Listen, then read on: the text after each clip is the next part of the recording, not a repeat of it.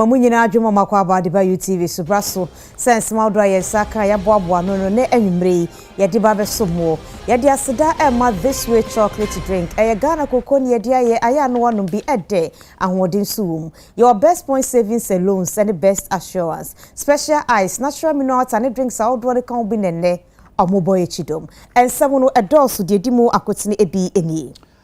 Ghana man penyini na nado danko akufado edi atobi manka bomuko AU empinifo nim se hu behia se woka wontoma pam ho na ochina adekyenye bia no abiman ahodo te wo ho edi afri AU na ECOWAS konum no wonpa no pamasibre Amapenda da John Dramani mama se obape oti ensuo no beyen Samso bridge ewoso Sanso na yenkane Ghana man penyini John Dramani Mahama krata na wutuo serebo choroye edi koma brase badwa fie no penyini tirim se krata na openyini ne sasa ase no enkyere ni die ntirebu enfoma brase badwa fie Edem kuma omra shebedwam ede atodwa so mampanyi akufuado eba akwan hyehye ya omonyo wanyade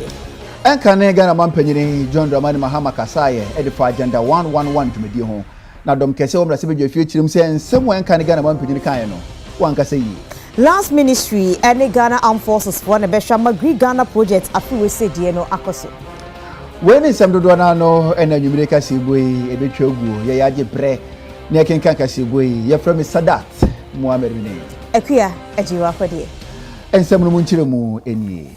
ene beto odwa se asra dwuma eko no omuwe mu hyen ba ko helicopter bi akwakonya nkwanhia e wato emantemu ne nam so ama asra dwuma eko ne de krata apie monten so edi afa ho na krata no mu nsem no seme bono tofa edi akere mu a wo chemse we mu hyen ne enya nkwanhia wato emantemu registration number eye GHF 969 na wo chirem se wa bra na about 12:30 ena we mu hyen ye nyankwanhia ewo bonsu krumu a eben agona nkwanta ewo wato emantemu na bra helicopter na nyankwanhia no na nipa aduonu ba ko 21 ena na wo we mu hyen mu na Ghana gas adwuma ni ba ko na woka ho bia sa bra we mu hyen no nyankwanhia no na wo bom pempe ewo wato abo gas planter ewo bonsu krumu empatem ho no na police air force adwuma ekonu gina so na wode ato Ghana fo nyina anim se empenfo gina so a wo ye nhwehwemu ne nam so a ema we mu hyen no enyankwanhia na sa bra di obeka si so se nya do bibia afomu ato na nanom wonse do kakra na prepare no odoma kwa kopie mu awara sabia doctor fo gina won so hwe hunu so obehwe na wapomode ho nsem no atumi akoyi opanyini a ne nsa secretary ase eye Agriculture Brigadier General Director General Public Relations ne nsa ene secretary achi yenko kopie mu e wato emantemu abra we mu hyenya nkwanhia foforo no chase jiri oni ye kasaye wabra na no miensa de rekase bo etwagu yebekọ ne nkyene abisa ne se sen ena nwumire yi ensem ekọ edifa ewo biaya a we mu hyenya no enya nkwanhia cha so temenka me moadwuma wakọ abade ba UTV kase bo so meje do mo ne ebe awiem ho bra na ye na otwetwe nkọ no wo kire mu se abambofo akọ pie mu ofa akọ helicopter no enya nkwanhia bo ban chese mo hwe hu so obi ankọ ho na nwumire yi sen na si no etie wo ho jo sesiara me nyore kase etida ma eken no so far no baka da nyimpa 21 na what the bear no dam papa personal yeso yen hwehwema ye no okote sesiara me nyore kase wa nyimpa no what the one akọ ayasabe ahro wo oya ahanta agona district metre Discove Hospital na agona nkwanta district hospital what the nyimpa bi akọ Mwana wo pre kese ne bi today pilot na no all the driver or helicopter no what the no mu abebo pay mu wo or Takra de regional hospital no so origi ayorhwe na sesiara am your kese is we declare police fu declare or scene no as a crime scene there we twa ho what they want to tape ya wo di twa ho a o twa there wire crime scene what the them tape bi etwa we nyina ehia warma police for na sudafo warbo ho bande wobotum wara na shift tapem taman hwehwema woro hwehwe no wobotum wa ye na wode ewie ansana we yi dam kan mo tabon na wada atodo no we yi efido na me ne benyine tidama erike pepepe nhwehwemu a oye eye witness na the one wode ma he no ekire de oye helicopter bebe na work and there oye plane crash so obi hwehwem na abekere da wa be ye oye emergency landing o chede craft no abra ofi oye rake no do orbesen ebebo pem water crowd and na tender strike na nenye me pe na dam tender strike nti ohun no na obu ne nsa edifi oye from oye rate you know the 3 points adi bebo pay bonzo krom no before no turning nti turning no mu no bebo pay mu wo ifi bonzo krom na re bazane odu dru ho no chedo pe baby island ba nyame ya na adoma azane ho no wo football park se ewo ho ho na plane no otum kwalande na mbom se ehwe yemfonyi na ye videos a YouTube yelu chogu na plane no odane na taban onu otumubui oye plane no ensa otwa no ho no vim mo me plane no tum okoso no nso ebu no dua ebu driving side no so ho no so gate no tua onu no nam do ma plane pilot no so otum prek sepa the mabri 21 ni nara waramo ayarehwe the mabri nte bisama the latest all when there we declare one as a crime scene warren makwan menyimpe biara enkoho captain tama security service no wo be ye won hwehwem ewie nti so far na the makada update all on it yada sepa ne wamanobo chasejiri dia manbo efiri atoyema ntem ho no mo bonsukrum eben agona nkwanta atoyema ntem ho na bra na premo atompotem ho no yenya de bre se helicopter ya asrafo dia akwa konya nkwansia e wonpotem ho amanebo na chasejiri e de besum ye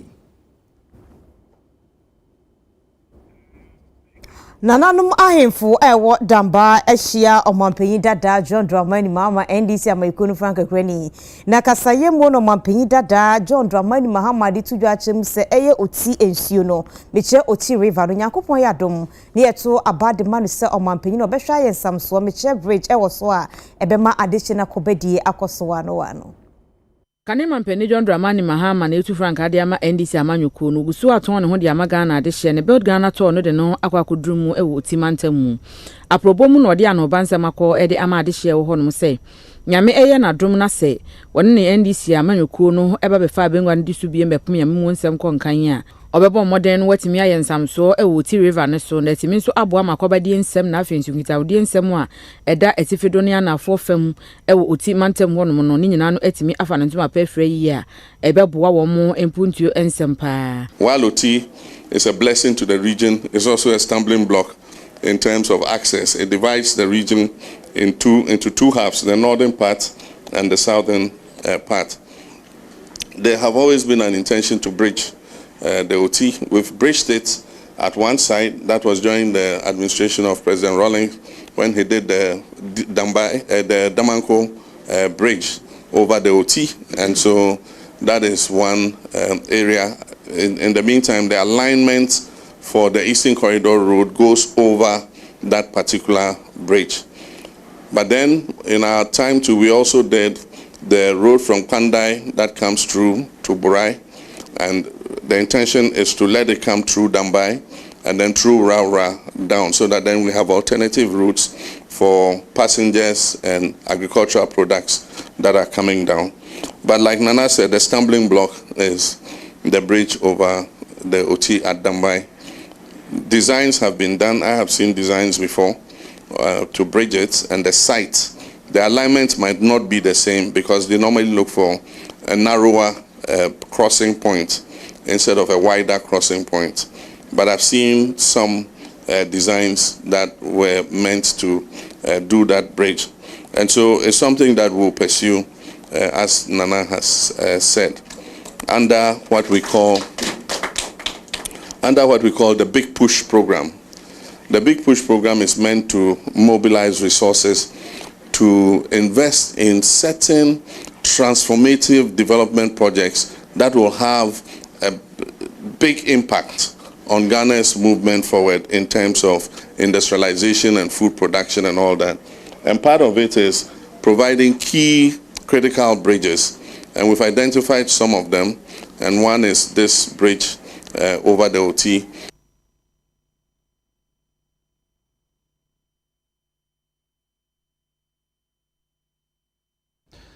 Jumadia sunkubi akoso ewon kran jumadia ase no na Ghana mampanyini na nado danko akufado ekasa wase edi ato bibi man kamuku EU se hu behia se wo boa wo nua ECOWAS na etime boa esanse na no ho no mo a aman bi ti se Mali Burkina Faso we na Niger ye se bi man ka mu ko betwe won ho de film no hadwen papa nti wo sere ECOWAS se won boa AU se na be na ama hodo a wo twetwe won ho e de fa bi man ka mu ko no e betime apɛ no pomasibre. The recent coup d'etats in some of our member states are a clear indication that we must on delivery-oriented governance. Of the 9 coups experienced in Africa between 2020 and 2023, 6 took place in West Africa alone. In addition to these coups, there have been other attempted coups within some member states in our region. The resurgence of coup d'etat is perceived largely to be attributable to concerns around lack of inclusivity and accountability in governance and decision-making processes. It is regrettable, Your Excellencies, that in some circumstances we have been in denial and regard it as a taboo to admit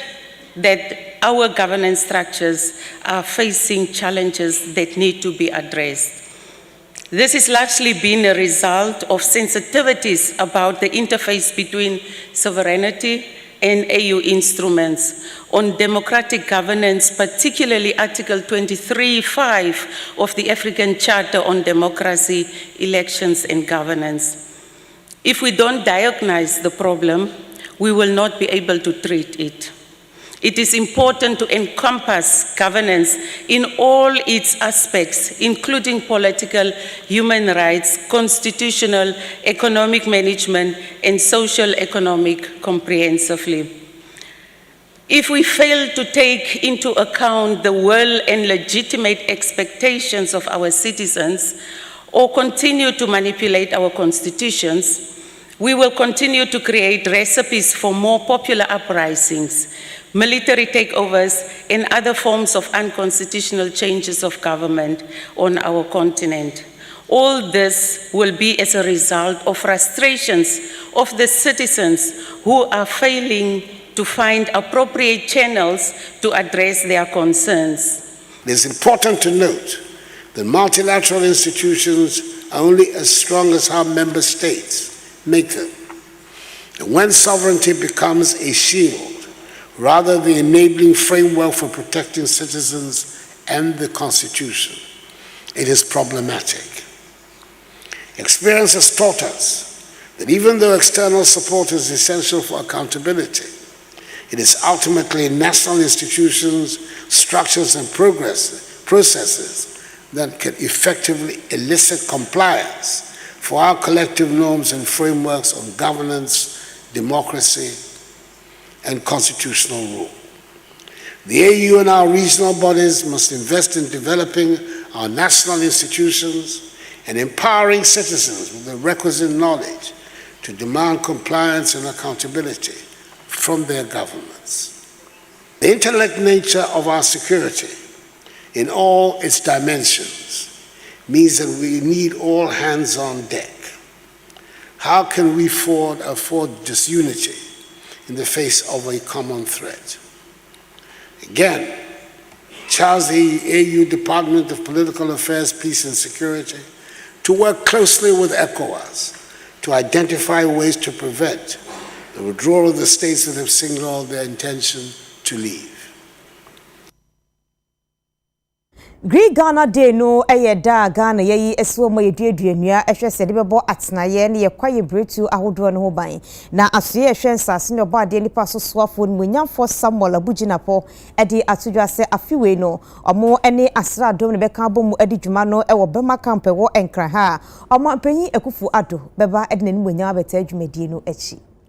Minister for Lands and Natural Resources, Yafo Share and Sasa Semni Obadi and Podi Adumi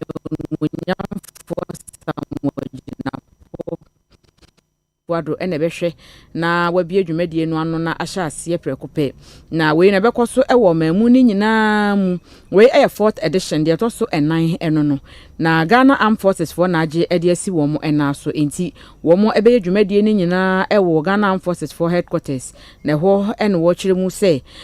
wo mo hwe ani mu se enua hodo ebetimi adua ewo micron Ghana mu wo 2024 Green Ghana no emu no 10 million trees na ebehya ase June bo so me de to so mfempene ne aduonu enan ehun nsem no sei eno de tudwa wo kire mu se adesede no de to CDS for anim so meto akoso no mo ne asoya ehwansa ase mo bade ne po de adom yenso no ebeka wonto apama no na kande bia no mbehia no wo mo etimi ede ama aboa amadwumadie no so etimi awie mudie. And CDS finally has to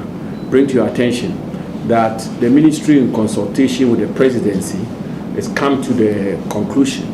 that this year's national commemorative tree planting for Green Ghana Day, which the president himself leads, we will be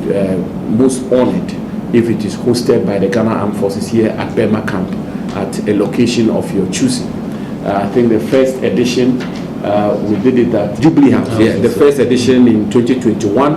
which was 10th of June, we did it on the grounds of Jubilee House. The second edition, which was I think on the 11th of June, we did it at Ifo Sutherland Park. Last year, the University of Ghana hosted the president, and this year, God willing, on 7th of June, we are looking forward to you being the host of the president for the commemorative Green Ghana Day tree planting, and that is slated for the 7th of June. And finally,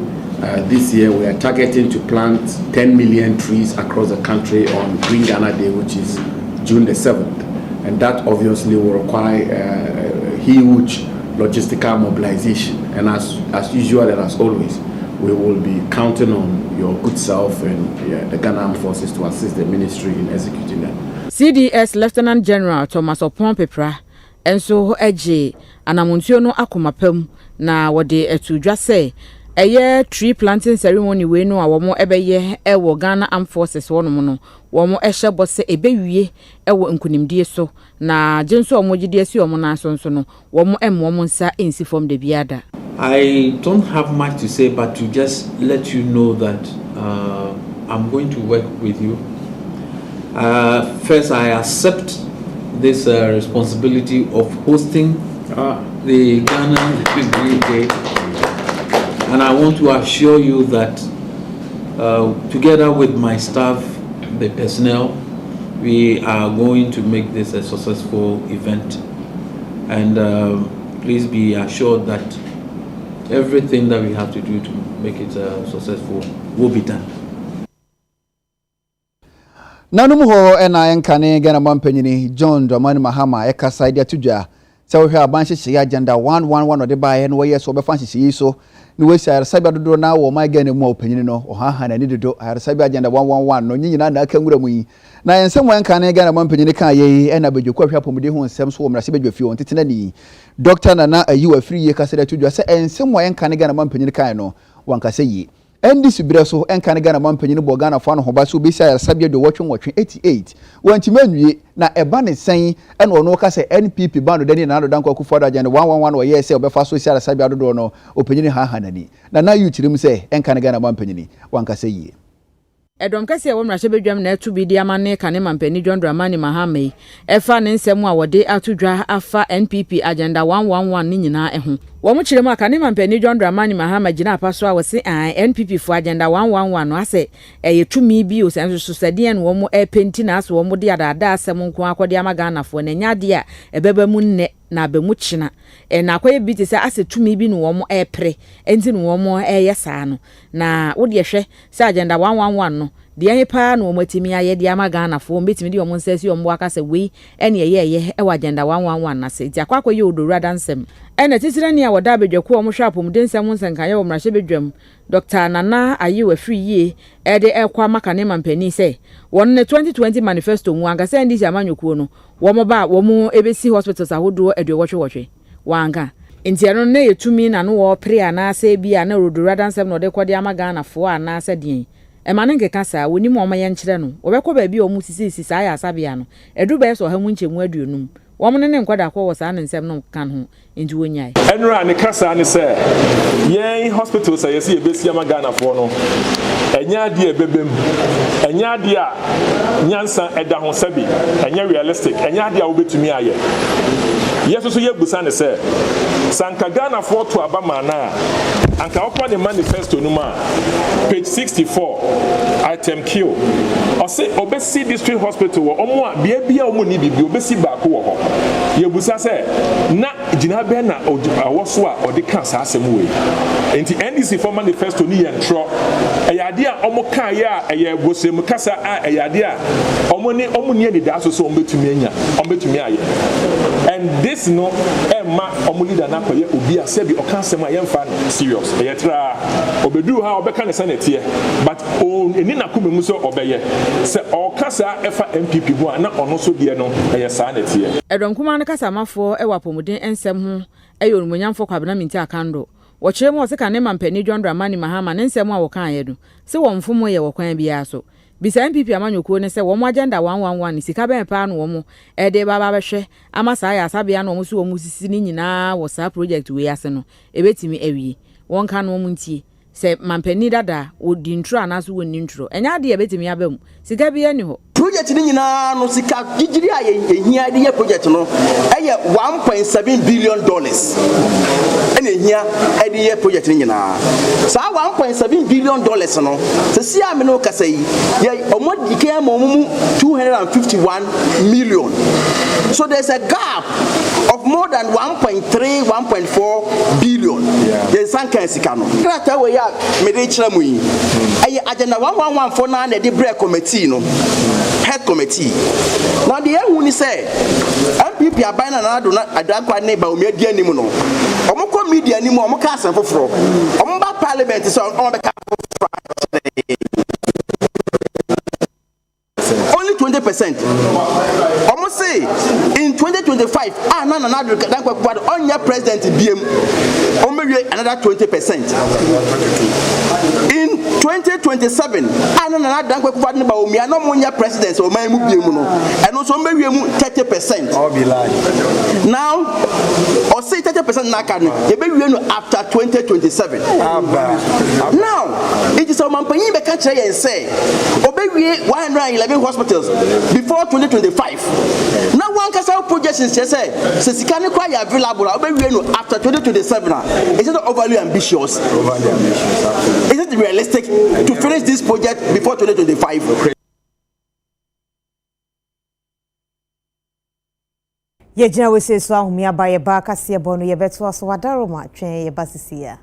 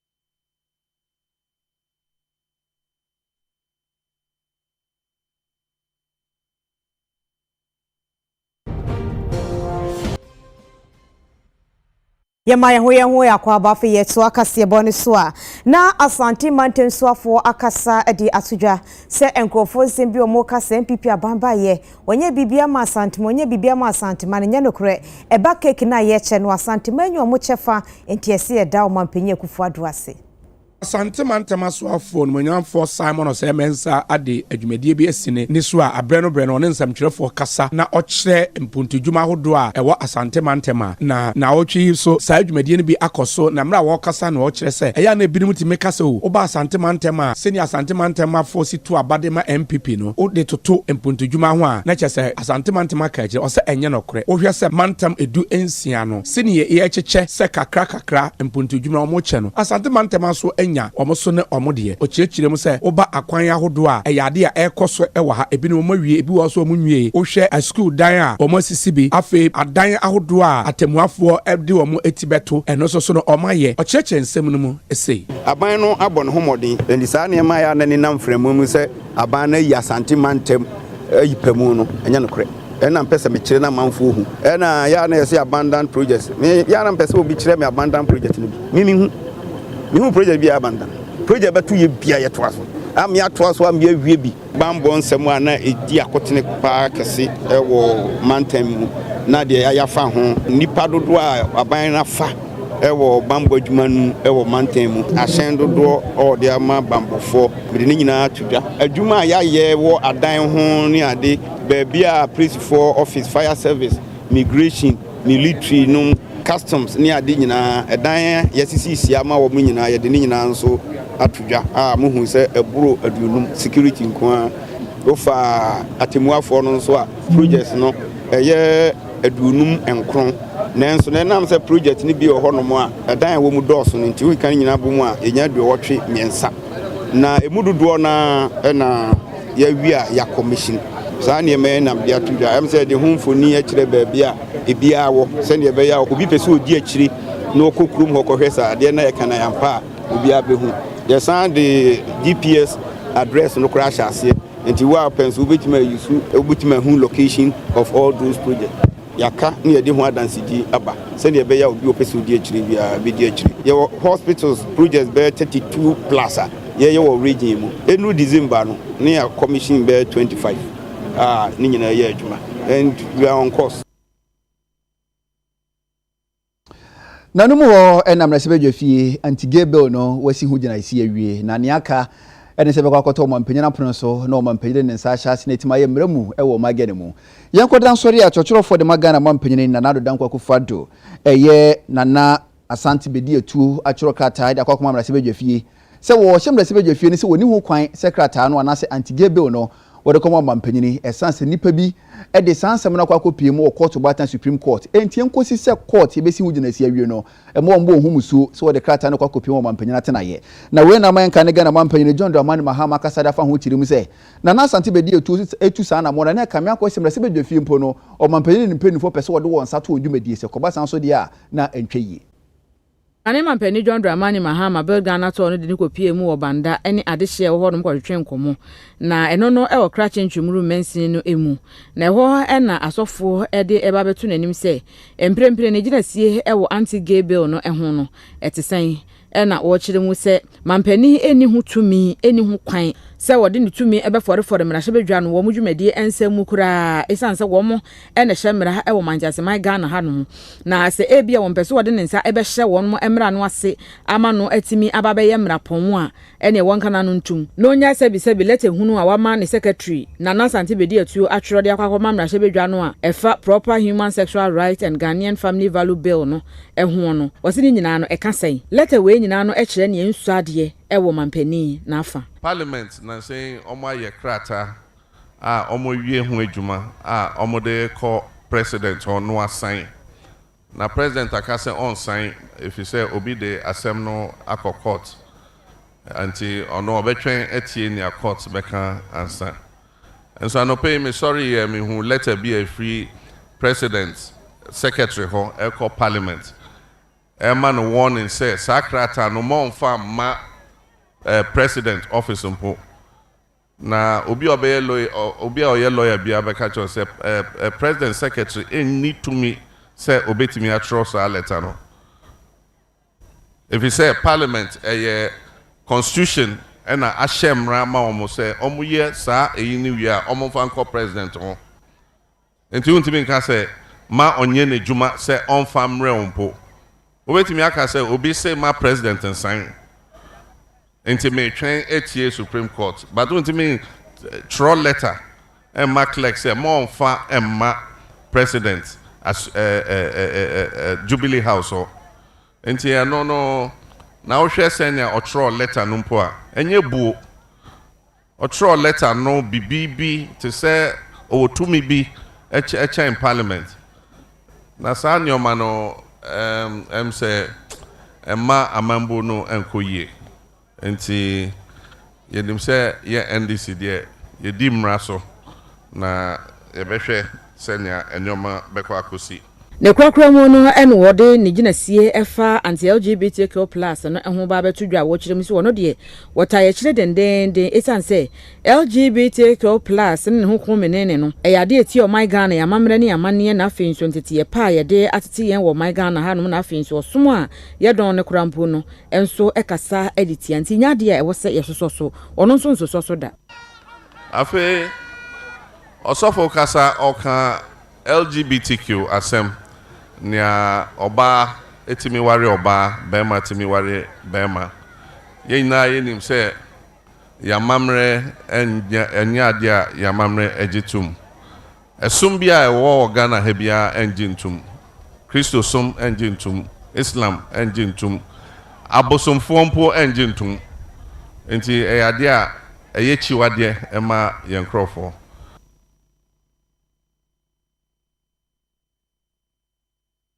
Forestry Commission penifo edi adesede ato Ghana for enim sem yenye tete baabi ahodo no a kwaye bretuo ewo no yemmoa ne yemmo ho ba ifise no ene ejapade a odumfo nyankopon edi adom ye amode nse we nyada etudwa ebra na panyi kwanchefo ne UTV edi nkomo afa World Forest Day ho ewo enkran. Climate change ade a yebetumi di akọ ye nnuadua efise nnua no wudua etumi yi inframabone a ema climate change and wimu nsakrai eba na ema wimu ye hyehyehye no nnua tumi nje sade na efise eno na won no wode ye won aduan inframabone na onipa mpe na ye ho migu abonten no eno na nnua nje nti wo hwese bia ngusiw ka mu ntutu ene inframa binuma a bone a ewo wima ye hu ni nyinara nnua ne akwai na eje sade no sa yenyi sam frama no emfi wima eno na ema wimu ye so nti sa yebetumi ama yen asetena mu de bribia mu no wim aye dwodwo ama yen de ewo se yedua nnua na yebo yen akwai ho ban nnua ewo ho no nso so no yentwitwa ngu bra yemfa okwan paso enam sa yeso ma climate change insemsema na nse ya ba ye koden ma yentumi na no abebre ase de bia mikese Forestry Commission adwuma no enye adwuma yefo ne nko ana efise ade na ayeye ne yarebo oman ejapade ho ban ejapode a yarebo ho ban ye nyinara ye nyamfaso woso na won a etete ben akwae no ho no won ne yen aso ene yen nti bribia mu no mikese won a etete akwae no ano no won ho hia yen paayiye nti na bribia mu ye ni won di nsa woso ye ni won di nkita ho se wobebo na yetumi abo akwae ne ho ban. Ewesi nyina ye ne safi bia mu no yenyi da konfansi ho no na World Social Work Day yen hye ho for my Ghana dasorunkun yen so hye ho for bi dwumede ase no na Dr. Comfort Asare eka se de tudwa so social workers wo ma Ghana mu dwumede no ho behia se mpinifo de wo mani edi wo na chi na ho ko hia so wo hia mmoa na so so na se kwanansan bi so a waboa wo. Last year ya validate big time nipa be the professionals be about together and your call bill no mu na enwema bi epese yi free na wo say ye de kan wo na titru bill no be establish council no na be ma license it will be yan so hwe wo pass ya na ya ma license na just say we social worker na ewo mu levels school for there wo ho school for license be wo ho and workers no so online practitioners I be from almost one license ebe wo enti no obi so homon ma wa ye course bi wa ye social work but opese or practices social work and also your license bi a ye de be ma enti ni nyina na ye pese ye hwe senior other professional bodies here no so that social work will be recognized our mano nintuma pefra ewo maim. To work as a social worker, we social workers do not receive the adequate recognition, resources and support to deliver services for the most vulnerable in society. I would like all of us to reflect on those words. And social workers is skilled, complex and challenging. In many times, social work is not recognized as a professional job. Instead, they are viewed as people who carry out charity work. Limited public understanding of their role and value impacts demand for services and decision makers' investments in social work. On this day, UNICEF encourages everyone here to support social workers so they can give their best effort to the most vulnerable children, families, and communities in Ghana. By valuing social workers as the heroes they are, and by investing in the field of social work, we can secure a better future for millions of children and vulnerable families here in Ghana. UNICEF, of course, reassures the government of its continuous and increased support to realize this goal. Thank you very much, Medase. Ebeye enenani ena internet ahodoɔ no a ididi dwuma ɛwɔ Ghana hase no ne meyeme ahodoɔ no ate ɛkɔ efrise enhoma no enam epoase no ɛho aka enam so ama wɔn no mudi dwa kɛseɛ pa wɔ internet so no enei ɔmo ne UTV edi enkomo asɛ mpenifoɔ so muntu anamɔ hwɛ kwampɔn bɛfa so aso ano frise egu ɔmo nyuma afenso ɛsan ɛbɔ ɔmo ka Beya na kakra bi ne no internet wonsam nsenkaye no yakwa akoye boache bi din pa kire se woye bibia no a enye yi internet nso na sisi a ne de boye ho so ewe yedwumadie mu we yana montuo mu bibia no ayeye na efi ya wada march bo so me de to so du 9 no eba na net block 4 de ensemi pia bonti anu mo ekire mu se eye epoase cables ni bia eboya me nya internet no ene ho atochima nanso so ha kro de wo mo amfa ama metudwa National Communications Authority for enso echiremu a internet ya age egwe no eyade ya na wotwe baako enum 5 weeks ai chese abro so kora no eno mu betimi ahwe ede aka ho asem na eno ena Ghana de hye nso a wo mu ehia internet no mu de mu dwumadi awodo no atitire adwadifo no wo mu so chiremu se Urade nyame internet age egwo no de chese ha wo mu yie pa na ye ne nkrofo bi te se wo mu ye adwuma wo online shops ahodo cafe restaurants a won be hia so di internet bebo mo dwumadie ensem so and their businesses ahodo ye ne wo mo twetwe nkomo sei en wo mo de o mapenesie etu yanim ye shop ne din the Kiki's Nails and Beauty Store ye ton nails and accessories and a pedicure hunyama bia ope obetimi ato online and obetimi aye working because your shop internet no break here ne de higher power because like star me kind no 80% of your orders are no no through Instagram and WhatsApp nti your sales call down nti your BBI stand still for I think about almost 3, 4, 5 days. We work with internet issues like filling of forms, online forms, browsing. Now say like internet and stable. Until Emma Ejumana form cry is very bad. They will come here in the morning, come and see the whole day. So you're running prepaid service, you're prepaid. From morning, you bet me about internet in your stable. People are coming here to buy prepaid, which we can't even serve them with internet issues. I have Cheesy Pizza La Paz branch. Yeah, orders, as in pizza orders. Internet call down, they are affected because of orders I receive. As in your orders for glove only boots, any online orders are picky, but internet call down they are higher per customers mostly more order through online, not almost more riders some of pick it up. But I say call down, you're not orders in back. Higher speed at first price, just about delivery. We say delivery so they honestly. ye use internet and then you hear internet no match will be I said me canon because a core off no within that few days the challenges are ye nya wa hanom how I debate human say ye collection ni we na eya na enye adwuma yes lu san na adwen say bia app no na bia nya challenge san na general challenge aba and then with my frobi na call no a ende e bia adwen say nipa na edum ni phone na say bibi but later on ansabon say no general problem aba internet ni de fa baby no a high empower because me say me a motor rider na internet no na e dey ejuma na wanya internet na ontimi nye ejuma na ye mu bi wo nso ankofo moto na ya agi a ye di ejuma say we campaign nyama enti say ye nya internet a fa baby na mboa ye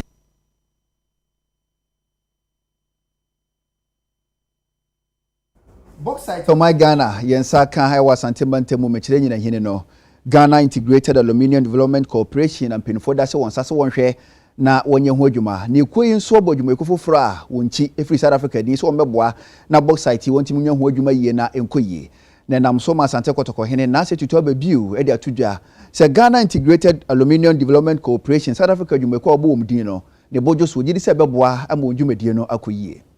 Ghana aban yen hyehyeye say ye betimi enya mfaso ade afri Bauxite yenim say obepiem e wo Ghana ha emia hodo ne bi wo ha Bauxite e wo honom ebi ne asante mantema kura efra o say nyinahini ene ne mpatam enam so ama Ghana Integrated Aluminium Development Corporation ene adwumaku a e wo Greece abrochimem Miscellaneous SA akabom say nyinahini Bauxite no ye betimi tu na Ghana etimenya mfaso na ade hye so a wo e wo sampatam no so enya omode enam so ama empanyinfo omoda Ghana Integrated Aluminium Development Corporation akwakopiemu ewo menhia ahemfie ewo asante mantema wo mo ne asante no tumfo osietutu otosomie no atwetwe nkomo efa sa adwumaku afri Greece abrochimem a wo mo eba beboa sede be ya yebetimenya Bauxite no so emfaso emra asante no tumfo osietutu a otosomie no ekasa na ochese won ye enhyehye pa ena ofo aso sede be ya Ghana betimi enya mpuntuo na afi na de hye wo asante mantema nkanka nyina hine benya de sa adwumaku no wo mo betimi ayenko dia eyade a wono so no edi sunsu ni bibia ebeta akire se wo mo enya adwuma no se de be ya mfaso ebetime pie afrimu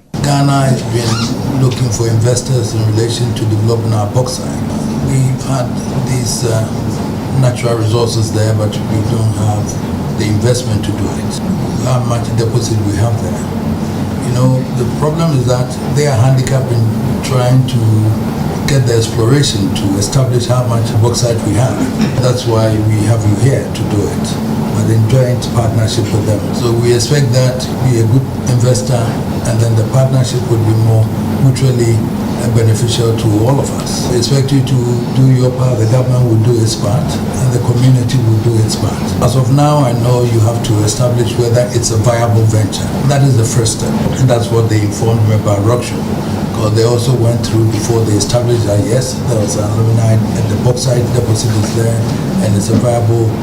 investment to be able to do it. So we hope that in your exploration you also come up with the same results for us to be sure that yes, the way forward is that we can exploit it to the benefit of yourself and then Ghana. So we welcome you, we'll give you all the support. I know JADEC will be there to give you all the support. We look forward to a mutually beneficial partnership between us. If there are any issues for them, they've done it before and I know they can do it,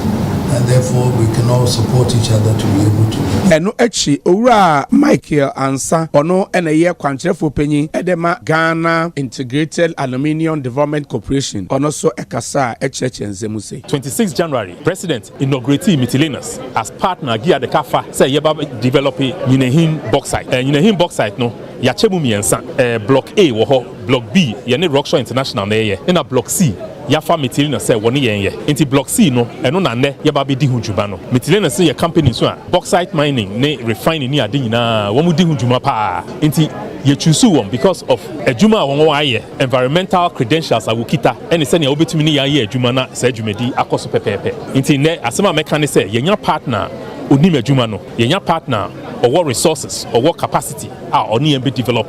block C e won nyina hin nti anu ti na ye ba ye jina we se so ahomia ba ye ba kase bono ye beto aso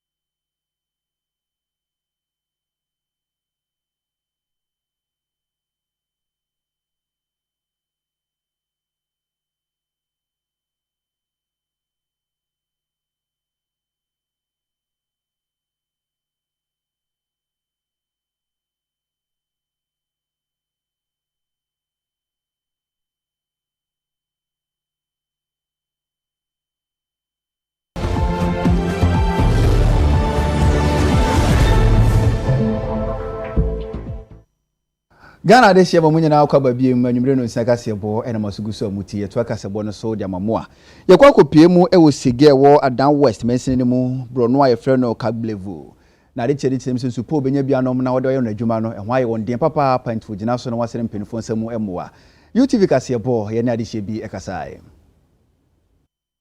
Kablevu community no salt mining community na chese honum no mutu nchene e wo sege na wochiremu abese na kakra bi ne de nyame anim no kure nie enhyo ho akwakwa atwe pa ye de ama wo mo a wo mo ayi wo mo ho bibia no enye yie emprempren ya ye kasa etwa ba ne restaurant ahodo a wo ho no nyina no munya nsuo mfandi wo dwumadi enti no ama wo mo atututum sabre wo mo ehuro mpo se wanhwe yi a enhyo mu nya mfanware enya bi nnom ne papa so mpo no ebenam so ma yade atiate se a ne nyina no wo mo ehuro ede mo mapomuden ensem UTV nsantwefo ye ne adehye bi twetwe enkomo ebisa wo mo se tebia no etesen ni Israel be jari pipe no so matum amaye je nyan so dware yo ba be se ayen dware anopa ewia ti se nwumra sa se amani hunu ene wo mo namu no enye fedi agoro dromi oneji blue one oneji yellow one wa hi oka ke akpela fanyo ke fa ne to ka 50 Ghana le kufo galo oneji yellow one wa hi oka ke 5 cedi eno krapo ho wanene wa hiyo papa nyu no ne gya anya mame ke ba le pe le wawo le ma apo ngesege lokwe makeba ke be kan ochio ne choka wa bedue wa benyu na ne wa manu le hu ya he petru ke iloli koma pro make he ke je wa ngor no me ne wa nanuku lokwa manye ma he nyu noku kolonganyu tutu le blo famio wo kable vu tutun wangenyu nyagba wa benyu ne wangenne kolo wangen la ne amla luo eno me kla wa kenge ahemi fun kamono nyu keke pon aya yon wangen lo ko wa kenyu he ligbe kakio ate sanyu ne yusu o chapi nyu bi domino 50 Ghana aya ka kinga bi nyonma alopa anyo alo enu ne kaje moto atagbokwo ne aya ka nyu dromi nyama wa mayusu kake wa ko chuni la woso ngonge wa don ne tafla che mini wa machun le mini wa manna wa make henyu loko wa bi school bi nyu kesu mbotwo amadu la make ya school kesu so ha ho na manna ke fo anihi na hanumo ne de anwumre akankase wede besumu UTV no esie ye de aseda ma awofa enterprise wono na hihye ye kama ma ye ho ye fa ene ye commentifi mantemu na chese northern region ene ye koya ehwo no muso amamre no mafade no ye di bi ababe mo Ghana month ni mu saaso ne fia no mu ne manyina no efri awofa enche ye de na seda na se bidin ye de akua ejewa akode ye mene Sadat Mohammed Adam wasiam mu anehwa adeshi